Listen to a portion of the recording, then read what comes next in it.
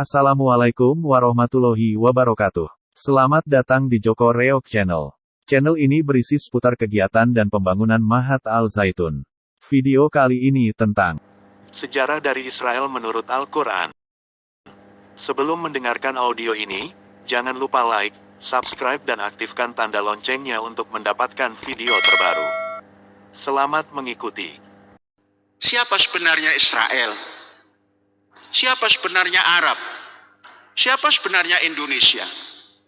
Sehingga dari pemahaman yang dalam, bersumber dari sejarah, dari kitab-kitab yang semuanya disucikan oleh penganutnya, baik itu Taurat, Musa, Injil, Kristiani, maupun Quran, Islami.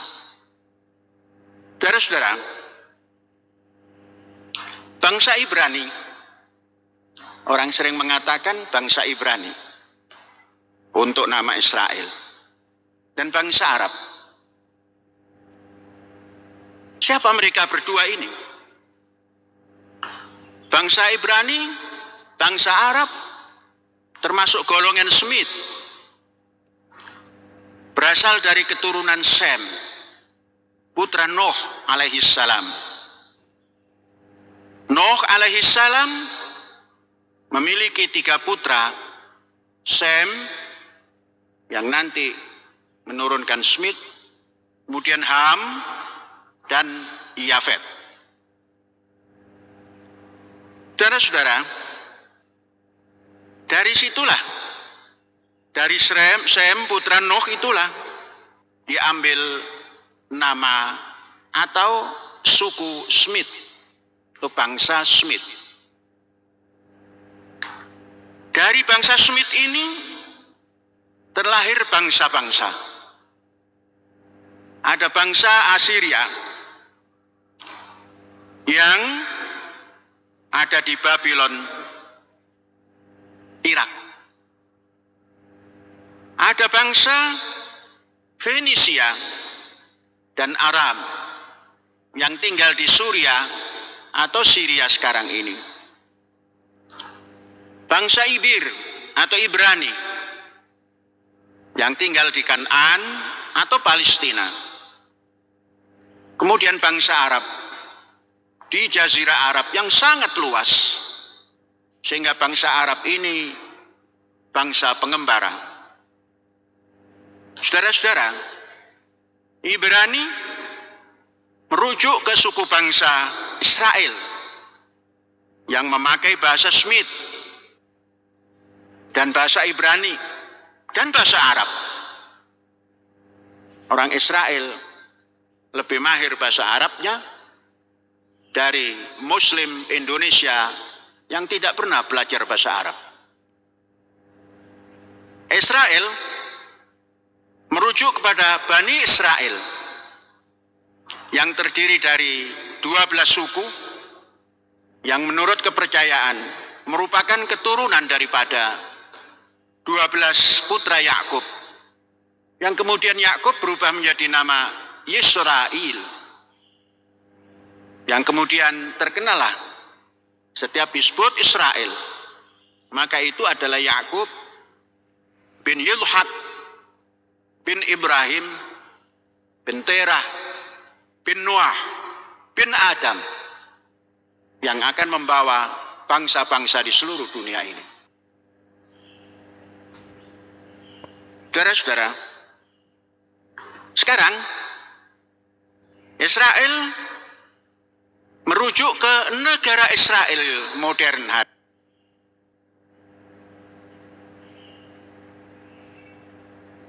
ini. Sedangkan Palestina sampai dengan Kanaan itu merupakan tanah yang dijanjikan menurut pandangan orang-orang Israel. Bagi bangsa Israel, Palestina adalah tanah yang dijanjikan Tuhan kepada mereka. Mari kita baca leluhur bangsa Ibrani dan bangsa Arab melalui pohon silsilah nasab mereka. Saudara-saudara, kalau kita berbicara nasab para nabi ini, atau para tokoh-tokoh, atau para tokoh yang ada dalam sejarah umat manusia ini, kita tidak bisa melupakan kitab perjanjian, baik perjanjian lama maupun perjanjian baru. Karena itu yang terlebih dahulu mencatat perkembangan umat manusia, baru Al-Quran. Saudara-saudara, dari kejadian perjanjian lama, pasal 11 ayat 26, seorang besar bernama Terah, keturunan daripada Nuh, melahirkan seorang putra dan saudara-saudaranya bernama Ibrahim. Kalau kita umat muslim memberikan lakop alaihissalam atau Ibrahim Khalilur Rahman atau Khalilullah. Ibrahim mempunyai istri. Yang pertama Surai atau Sarah, yang selanjutnya adalah Ibu Hajar, yang selanjutnya adalah Ibu Keturah. Mari kita baca silsilah. Kalau tadi sampai kepada Ibrahim, Ishak, kemudian yang lain-lainnya, itu dibaca dari perjanjian lama maupun perjanjian baru. Kita membaca keturunan daripada Ibrahim alaihissalam yang ditulis oleh Ibnu Hisham di kitab Sirah Nabawi. Ibrahim alaihissalam, Ibrahim Khalilur Rahman, menikah kepada Hajar. Hajar memperanakkan Ismail alaihissalam, seorang nabi. Dari keturunan ini sampai kepada Nabi Muhammad sallallahu alaihi wasallam memakan 27 generasi. Ismail alaihissalam kemudian turun kepada Nabat, kemudian Yasyu'ab, kemudian Ya'rub, kemudian Tariyah, kemudian Nuhar, kemudian Muqawwim, kemudian Udda atau orang membaca Udada, kemudian Adnan, kemudian Ma'ad, kemudian Nizar, kemudian Mudhar, kemudian Mudrikah, kemudian Khuzaimah, kemudian Kinanah, kemudian Nadar. Nadar menurunkan Malik, Malik menurunkan Fihir, Fihir menurunkan Ghalib, Ghalib menurunkan Lu'ay, Lu'ay menurunkan Ka'ab, Ka'ab menurunkan Murrah, Murrah menurunkan Kilab, Kilab menurunkan Qusay, Qusay menurunkan Abdu Manaf, Abdu Manaf menurunkan Hashim, Hashim menurunkan Abdul Muttalib, Abdul Muttalib menurunkan Abdullah, Abdullah menurunkan Muhammad sallallahu alaihi wasallam. Kita biasa membaca silsilah adalah dari Nabi Muhammad baru kepada Ismail, pada Ibrahim. Saya merubah supaya kita membiasakan mendahulukan kakek moyang baru anak moyang. Ini dari sisi turunan Ismail yang nanti membawa agama yang dinamakan Islam. Kemudian Ibrahim alaihissalam menikah kepada Sarah. Beliau memiliki satu orang anak yang namanya Yudhat atau Ishak dalam bahasa Arab. Dari Ishak ini menurunkan Yakub yang kemudian berubah nama, diberikan oleh Tuhan, Yahweh menurut mereka, Yehova menurut orang Nasrani, Allahu menurut orang Islam. Berubah nama menjadi Yisrael atau Israel. Israel punya putra 12 putra. Kalau kita baca Quran dari Yusuf alaihissalam, ya abati inni ra'aitu ahada asyara kaukaban wasyamsa wal qamara ra'aituhum li sajidin. Ayahandaku, aku bermimpi, inni ara fil manam ahada asyara kaukaban, 11 bintang, kemudian ada Syams dan Qamar, ayah bundanya. Yang ke-12 adalah yang mimpi, yakni Yusuf, putra daripada Ismail, Yakub, 12 orang. Mari kita baca satu-satu siapa putra daripada Yakub, daripada Israel itu, supaya kita tidak tersesat di tengah jalan. Setiap membaca Bani Israel, sepertinya mulut kita ini menyesal karena kita belum mengetahui. Tapi tatkala kita membaca Al-Quran, surat Al-Baqarah itu berkisah tentang Bani Israel lebih daripada sepertiga surat yang terpanjang. Nabi Muhammad bercerita Bani Israel, dan Israel umatnya belakangan ini tidak terlalu memahami siapa itu Israel yang oleh nabinya telah ditetapkan dalam Quran. Dan yang paling fasih membahas kitab-kitab perjanjian lama dan perjanjian baru adalah Nabi Muhammad dengan Qurannya. Sekalipun tentunya tidak sesempurna yang telah ditulis, baik itu yang berada di Septuaginta dan lain-lain. Nah, saudara-saudara, putra daripada Yakub atau Israel yang pertama adalah Ruben. Alhamdulillah, nama Ruben ini menjadi nama yang familiar karena diambil oleh Ustadz Abdul Halim untuk memberikan nama pada cucunya, sehingga cucu Syekh selalu menyebut nama Ruben karena seumur, sehingga Ruben bergema di Masyikhah Az-Zaitun. Kemudian Simeon, anak kedua. Kita pasti tahu kalau kita cinta kepada Atletico Madrid, pelatihnya adalah Simeon. Tapi ini Simeon zaman ribuan tahun yang lalu. Kemudian Lewi. Lewi inilah nanti yang akan menurunkan gembong besar Musa alaihissalam. Kemudian Yehuda. Dari Yehuda inilah yang akan timbul Yudaisme atau Yahudi. Kemudian nama Dan, anak yang kelima. Kemudian Naftali.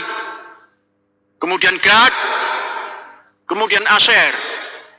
Kemudian Issachar. Kemudian Zabulon. Kemudian Yusuf. Kemudian Binyamin. Nama putra yang satu ini dinamakan Binyamin, anak kanan. Karena membiasakan yang baik itu kanan. Tatkala lahir Binyamin ini, bundanya wafat, tapi dia hidup. Maka Israel menamakan putranya ini Binyamin, anak kanan. Ibundanya wafat melahirkan, putranya hidup dinamakan Binyamin. 12 cucu daripada Ishak, 12 cicit daripada Ibrahim, dari turunan Bunda Sarah. Inilah nanti yang disebut ya Bani Israel. Inilah yang menurunkan turunan-turunan Israel yang kemudian bergerak karena tampil Nabi Ibrahim, kemudian melahirkan Ishak. Itu adalah di Kanaan yang kemudian terkenal Palestina. Dan kepada cucu dan cicitnya mengatakan, tinggallah di bumi yang dijanjikan oleh Allah kepadamu. Itulah Palestina.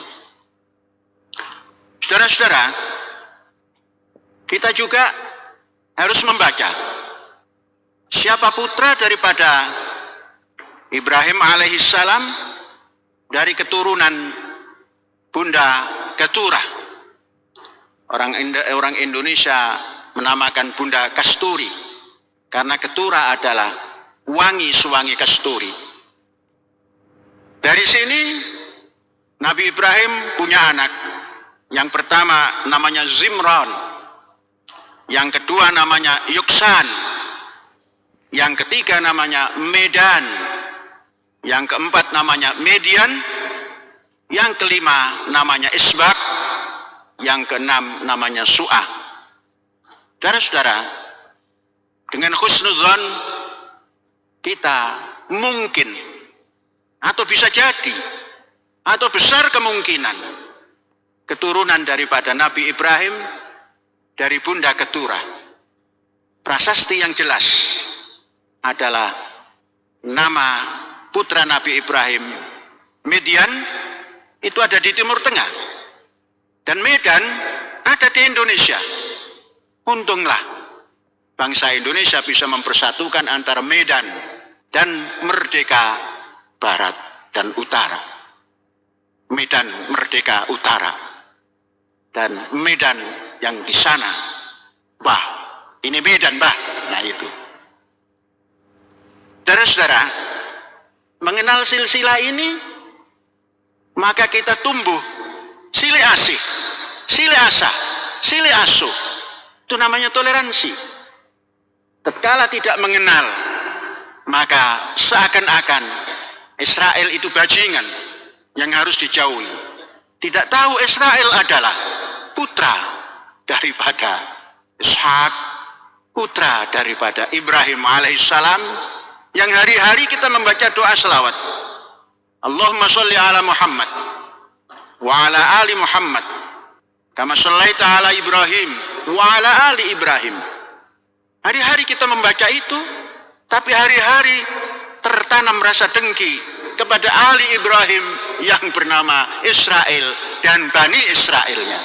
Sehingga mendengar nama Israel sebagai negara, seakan-akan dia, negara itu adalah penjajah. Andainya juga iya, bangsa Indonesia, andainya Muslimnya ini memahami dengan detail apa yang diturunkan oleh Ibrahim alaihissalam sampai Medan menyatu menjadi negara Republik Indonesia, itu akan berpikir, mengucapkan Israel penjahat. Na'udzubillah. Saudara-saudara, jangan masuk kelompok yang berpikir seperti itu. Kita lanjutkan. Saudara sekalian, sudah kita kenal. Mari kita mengenal lagi. Kalau kita mengenal Nasrani, sudah biasa. Tapi mengenal Yahudi, ini rasanya bulu kuduk berdiri. Yahudi. Ada yang jelek-jelek dasar Yahudi. Ada ini itu dasar Yahudi. Tidak mengenal siapa Yahudi itu. Saudara-saudara, Bani Israel ini termasuk kelompok suku manusia, suku bangsa yang selalu terombang-ambing hidupnya. Entah karena kelaparan, entah karena disudutkan oleh kekuatan-kekuatan yang kuat. Dan sampai dengan abad modern, Bani Israel menjadi mangsa daripada kejahatan umat manusia. Mari kita baca Bani Israel dan Mesir. Yakub mempunyai anak, satu diantaranya yang ke-11 adalah Yusuf. Yusuf termasuk yang dibenci oleh saudara-saudaranya, sehingga diasingkan. Dan secara takdirnya, dia dibawa ke Mesir, dan takdirnya Bani Israel tampil dengan cemerlang. menjadi manajer daripada penguasa Fir'aun, menciptakan kesejahteraan pangan, tidak lagi mengimpor, karena ditangani dengan penanganan yang sistematis dan akurat. Sedangkan yang tinggal di Kan'an, ayah bundanya dan saudara-saudaranya sedang terkena melarat, susah pangan, sudah diimpor pun masih mahal harganya. Maka merindukan putranya, namun di mana adanya? Kemudian Fir'aun mengundang, karena Fir'aun sudah mengerti bahwa Yusuf adalah putra Yakub. Diundanglah semua dan tinggallah di Mesir. Seluruhnya tinggal di Mesir sampai beranak pinak, sampai populasinya beratus-ratus ribu. Namun masih sial. Pertama menjadi manajer di sebuah negara, katakanlah administratur negara, kemudian belakang-belakang menjadi budak, menjadi kuli, menjadi kerja paksa ratusan tahun. Maka suku Lewi melahirkan putra yang dinamakan Musa. Musa adalah nama Mesir. Musa adalah pemuda Mesir, namun berbangsa Ibrani. Melihat sahabat-sahabat sebangsanya, maka timbul rasa kemanusiaan yang adil dan beradab terhadap bangsanya. Musa alaihissalam, pemuda yang terdidik di istana, mengerti sosiologi, mengerti hubungan antar bangsa, bisa berdiplomasi. Maka kita melihat, tatkala melihat bangsanya dianiaya oleh orang-orang Mesir, maka tampil dengan keberaniannya, melupakan diplomasi, menjalankan diplomasi tonjok, karena sudah tidak bisa mengendalikan diri. Matilah orang Mesir itu, dan sampailah berita kepada Fir'aun. Saudara-saudara, tatkala itu Musa tahu, daripada saya dipanggil oleh Fir'aun, lebih baik saya mengelana. Maka berkelanalah sampai ke Sinai, sampai ketemu Syuaib, sampai ketemu jodohnya. Saudara-saudara, setelah itu mendapatkan wahyu yang kita namakan Taurat. Tauratu Musa tanziluha. Orang mengatakan Ten Commandment. Orang Ibrani mengatakan Asyarat Had-Dibrut. Yang lain mengatakan Sefer Musa. Dari sinilah Musa, yang orang Mesir ini, yang suku Ibrani ini, mengorganisir kekuatan mereka dan diterangkan siapa Musa sekarang dan siapa Bani Israel yang ada di Mesir. Kita harus kembali. Al-Quran paling fasih menjelaskan Musa tentang siapa dirinya. Termaktub di dalam surat Al-Maidah yang ayat 20, a'udzubillahi minasyaitonir rajim. Wa idz qala Musa liqaumihi ya qaumi dzkuru ni'matallahi 'alaikum idz ja'ala fikum anbiya wa ja'alakum mulukan wa atakum ma lam yu'ti ahadan minal alamin. Wahai saudaraku, ingatlah ketika Musa berkata kepada kaumnya, wahai kaumku, ingatlah akan nikmat Allah kepadamu ketika Dia mengangkat nabi-nabi dari antaranmu dan menjadikan kamu sebagai orang-orang merdeka dan memberikan kepada kamu apa yang belum pernah diberikan kepada seorang pun di antara umat yang lain. Betapa hebatnya Al-Quran mencatat ini. Mengapa kita tidak merujuk Al-Quran? Wahai orang Muslim yang masih membenci Israel. Kemudian lanjutnya ayat 21. Ya qaumi dkhulul arda al-muqaddasah kaumku, masuklah di sana al-ard al-muqaddasah.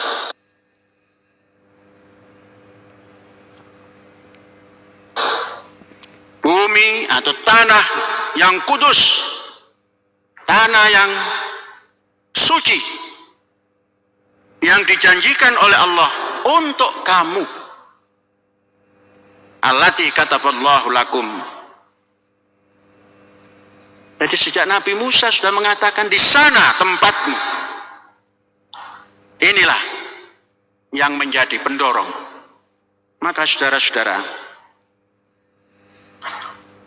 Bani Israel setelah hijrah ke Mesir dan melahirkan Musa.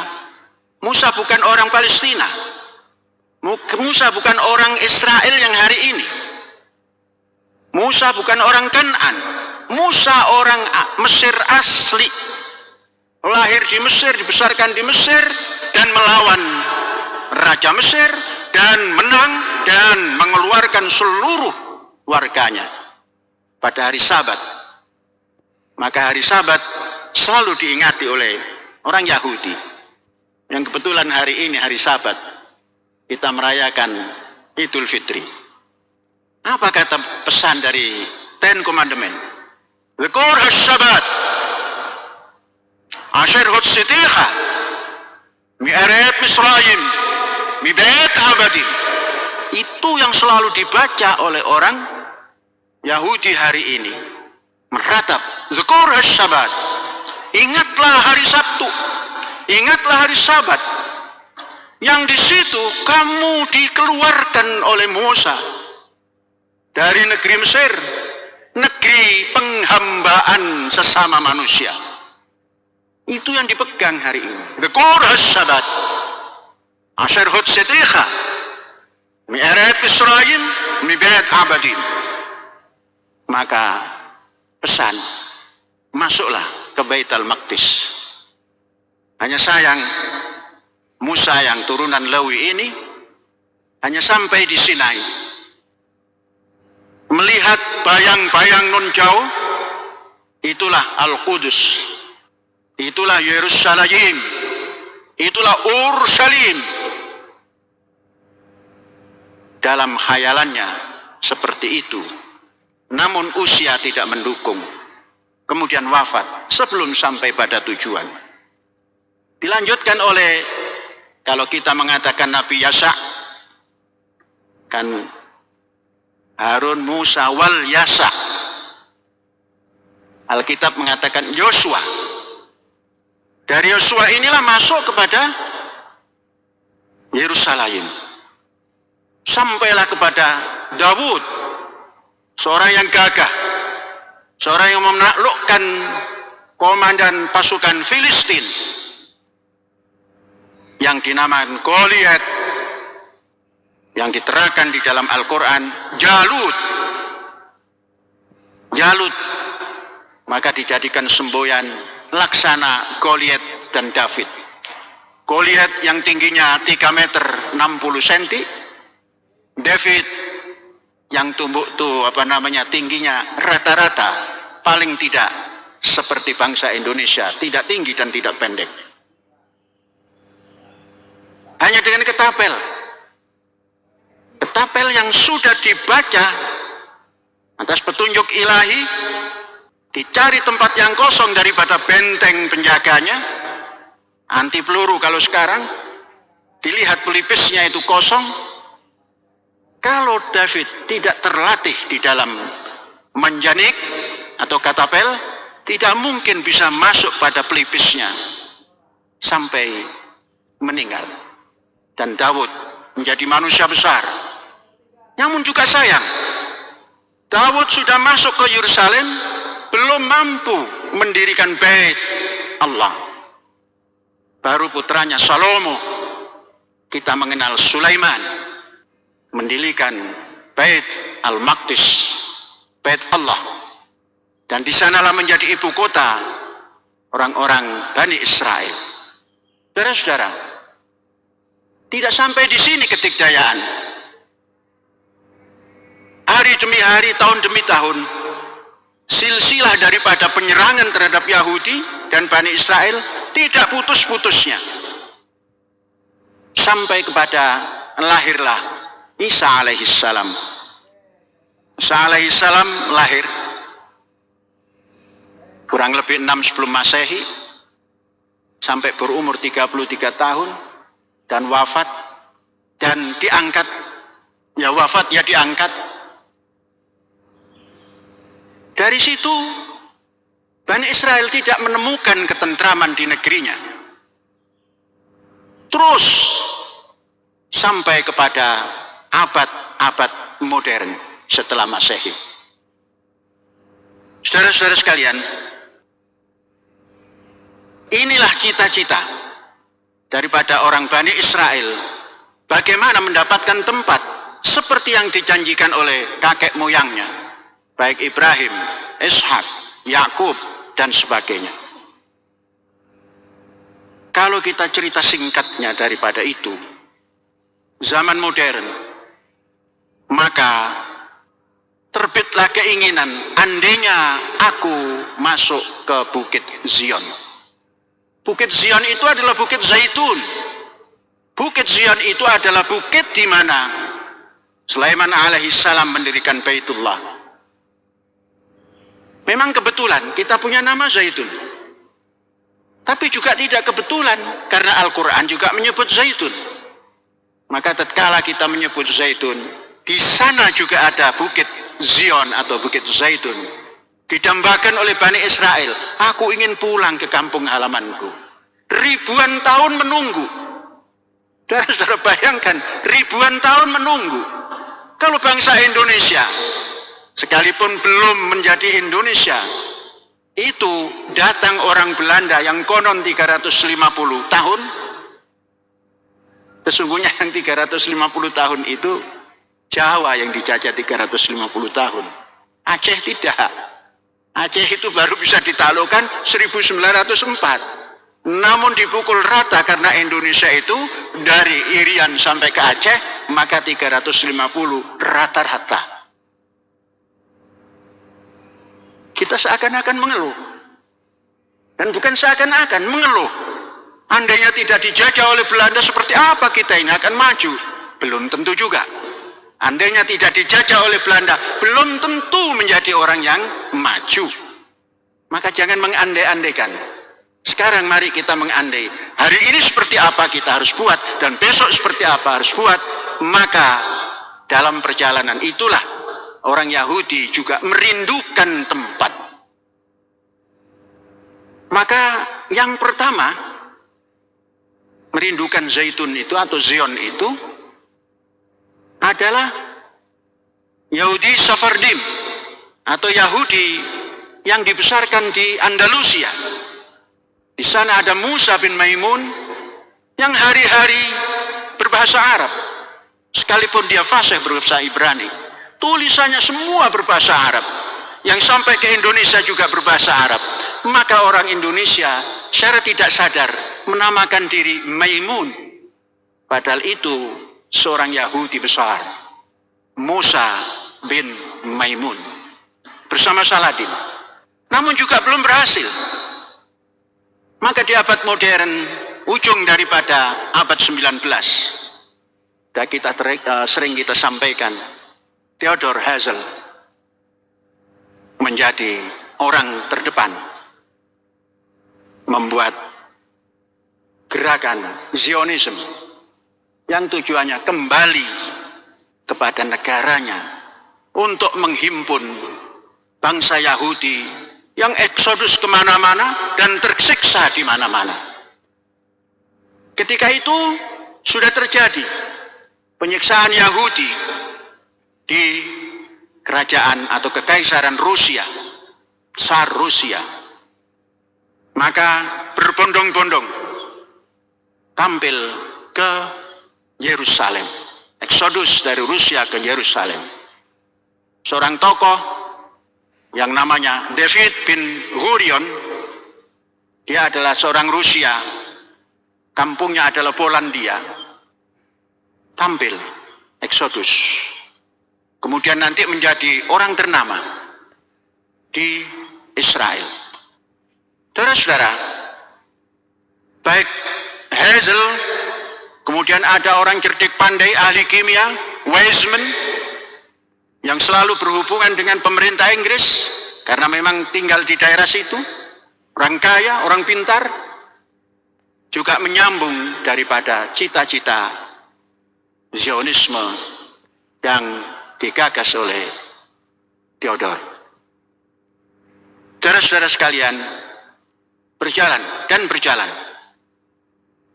Di Palestina, Palestina itu sendiri, selain di bawah Inggris yang belakangan, kemudian di bawah kekuasaan beberapa negara. Mesir menginginkan, Syria menginginkan, Yordania menginginkan, Turki Utsmani apalagi karena berkuasa, dan Inggris sampai dengan tahun 1948 bercokol di sana menjadi administrator. Ketika itulah bangsa Arab yang di Palestina yang disponsori oleh Arab-Arab sekitarnya selalu berhadapan muka dengan muka, senjata dengan senjata, perang dengan perang, tak henti-hentinya.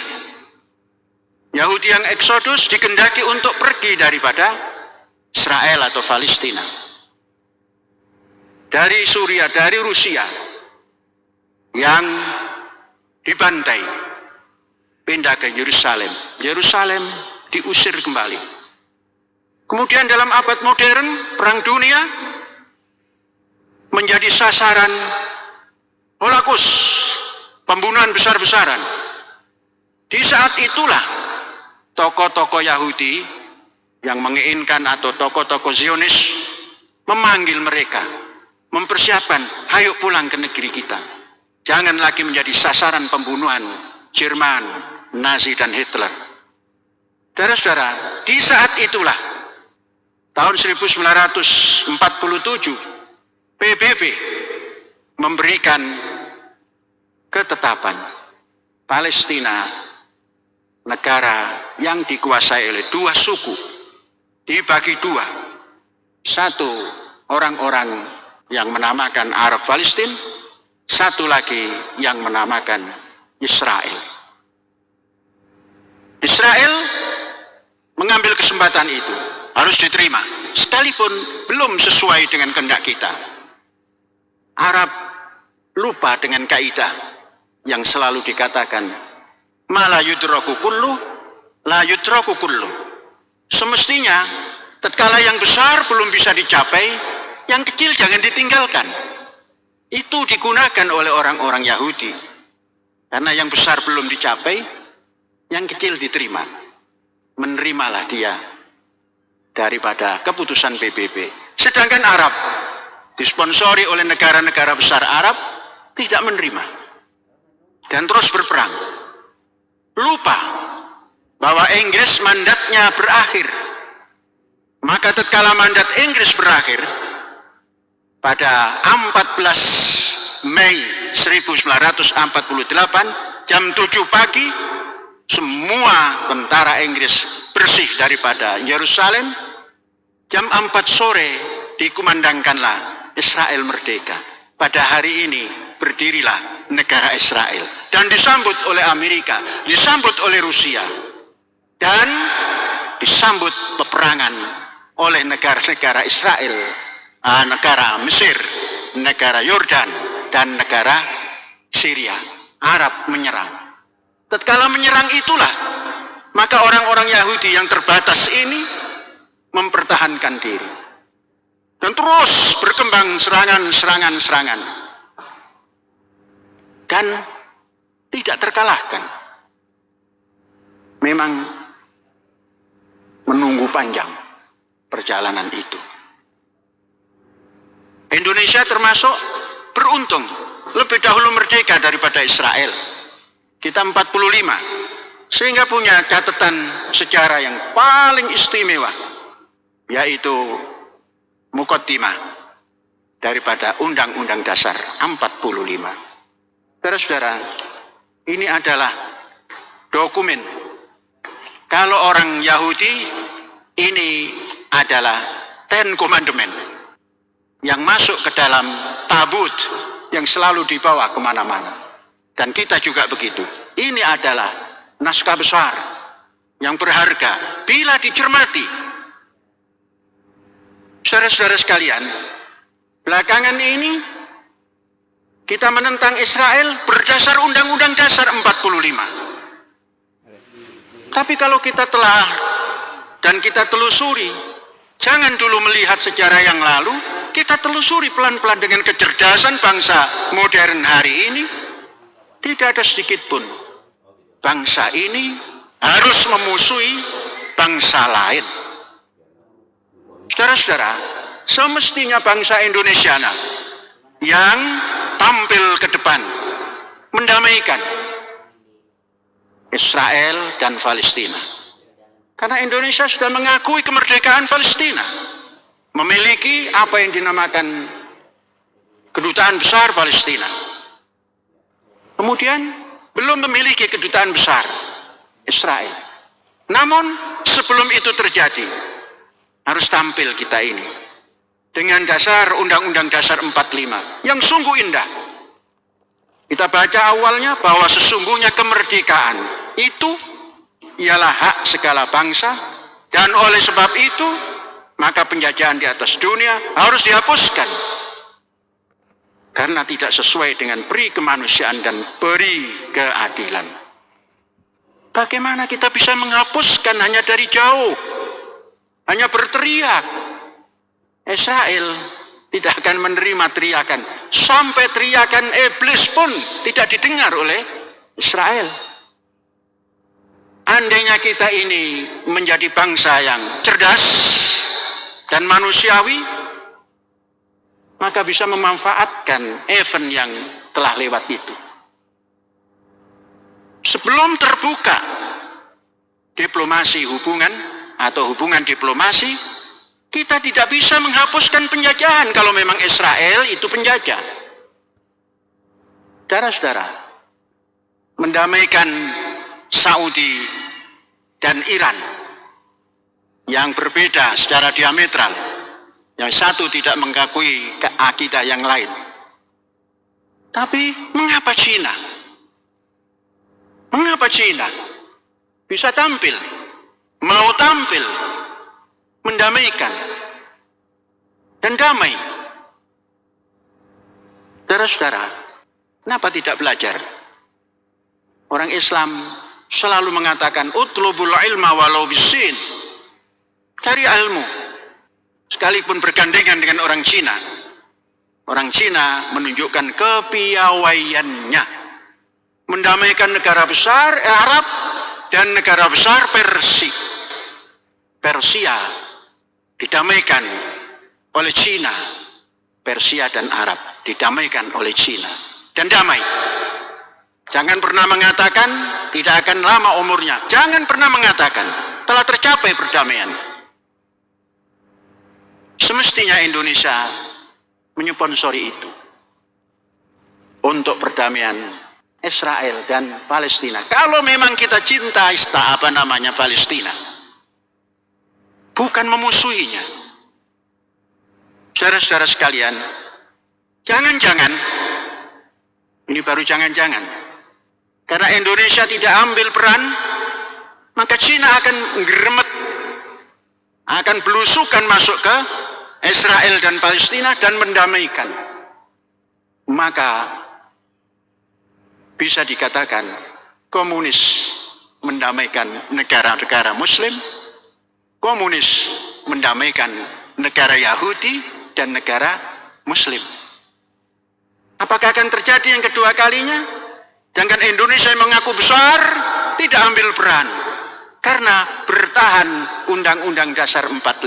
Undang-Undang Dasar ini tidak ada yang membawa kepada kita menjadi bangsa yang cuplik, bangsa yang sempit fikir. Ini digagas oleh pendiri bangsa dengan waktu yang panjang sehingga mempunyai arti yang luas. Saudara-saudara, sampai kapan Indonesia berdiri dengan wangkengnya untuk tidak membuka diplomasi dengan Israel?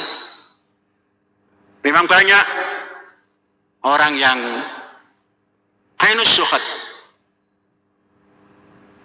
terhadap Israel. Apa itu ainus syuhad?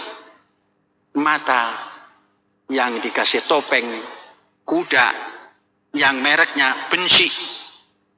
Itu ainus syuhad. Mata kebencian. Maka mari kita buka. Mari kita buka. Jangan ada ainus syuhad. Mari kita tampil dengan toleran. Membuka diplomasi. Dan kita sampaikan pada pemegang kebijakan. Mari kita dengan dasar Undang-Undang Dasar 45 ini, dengan preambulnya ini, membuka hubungan diplomasi dengan Israel.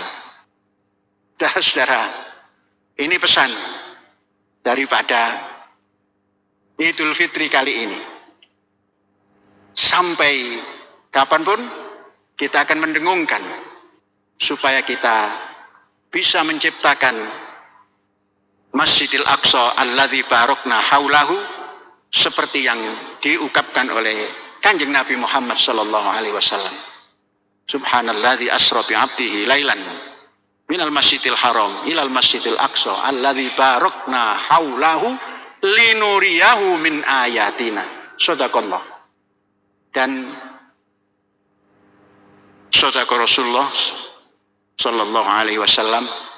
Dan kita akhiri khutbah yang berbentuk cerita untuk membangun kesadaran. Mudah-mudahan kita menyadari, jangan tanamkan mata kebencian, tanamkan mata toleransi, sehingga kita bisa membangun dunia yang baru, bahagia.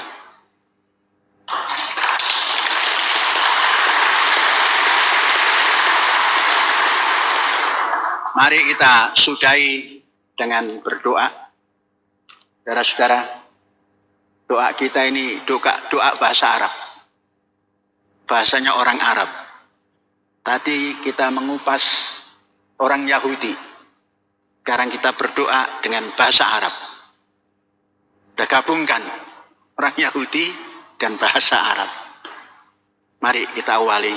Allahumma sholli ala Muhammad wa sallim radhiyallahu ta'ala an kulli sahabati Rasulillah ajma'in. Alhamdulillahi rabbil alamin. Allahumma antas salam wa minkas salam. Fa ilaika ya'udus salam. Fa hayyina rabbana bis salam. Wa adkhilna al jannata darus salam. Tabarakta rabbana fa ta'ala.